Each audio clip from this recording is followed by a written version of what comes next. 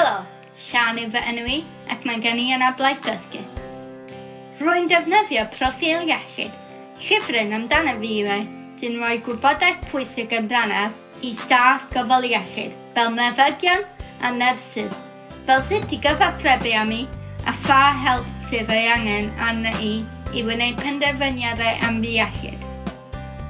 Bydd yr wybodaeth yn ei helpu i roi'r gofal sydd ei angen arno i ar y adeg iawn.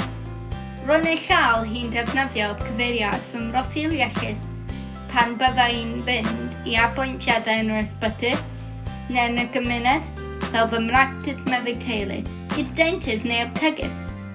Trwy darllen fy Proffil Iechyd, bydd staff yn gwybod sut allan nhw fy nefnogi i orau. Enghraifft, dwi angen i bobl dreulio amser i esbonio pethau i mi. Gall hynny helpu i wneud fy apwyntiadau yn mwy hwylus ac y brofiad mwy gadarnhaol i bawb.